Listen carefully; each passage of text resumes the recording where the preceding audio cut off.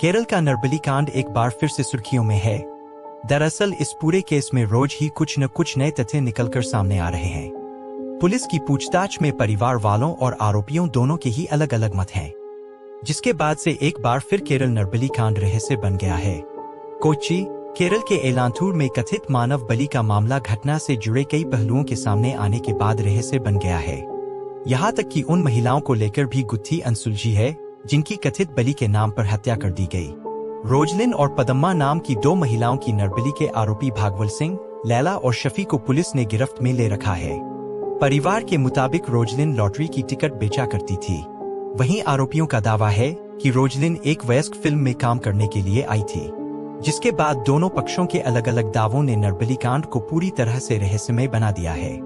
शुरू में जब यह नरबली कांड सामने आया तो पता चला कि रोजलिन लॉटरी का टिकट बेचती थी, जबकि उसकी बेटी मंजू ने दावा किया कि उनकी मां घर घर जाकर स्वास्थ्य उत्पाद बेचती थी।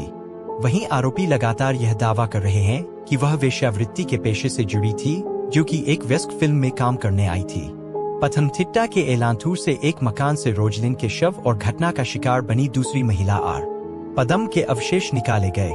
रोजलिन की बेटी ने बताया कि उनकी मां पिछले 6 साल से अपने साथी सजीश के साथ कलाड़ी के पास कई स्थानों पर रह रही थी और वह 8 जून से लापता थी। मंजू ने पुलिस को दी जानकारी में बताया कि हमारा परिवार मूल रूप से इडुक्की जिले के कटपना का रहने वाला था। करीब 20 साल पहले रोजलिन अपने 2 बच्चों के साथ पति से अलग हो गई थी। मंजू ने बताया कि सजीश उन्हें मारा करता था। रोजलिन की बेटी के मुताबिक शुरुआत में इस बात का शक था कि मां के लापता होने के पीछे सजीश का हाथ है। लापता होने से पहले मेरी मां ने अपने सभी गहने सजीश को दे दिए थे, जिसने उसमें से कुछ गहने बेच भी दिए। हालांकि पुलिस की जांच में दखल के बाद बाकी गहने हमें मिल गए। पुलिस ने पीटीआई भाषा को दी गई जानकारी में बताया कि रोजलिन और सजीश पिछले 6 साल से साथ रह रहे थे। वे उस इलाके में कई घरों में रह चुके थे और किसी भी पड़ोसी या मकान मालिक ने उनके बारे में कुछ गलत नहीं बताया। पुलिस का कहना है कि सजीश दिहाड़ी मजदूर है और उसके खिलाफ मारपीट की कोई शिकायत नहीं मिली है, जैसा कि रोजलिन की बेटी ने आरोप लगाया है। मंजू ने कहा, मेरी मां जब 8 जून को लापता हुई तब मैं उत्तर प्रदेश में थी। मैंने अगस्त में यहां लौटने पर पुलिस में शिकायत दर्ज कराई। रिपोर्ट के अनुसार आरोपी शफी ने रोजलिन को एक वयस्क फिल्म में काम करने के लिए 10 लाख रुपए देने का वादा किया था और वही उसे घटनास्थल पर ले गया था। महिला की हत्या लैला ने की थी।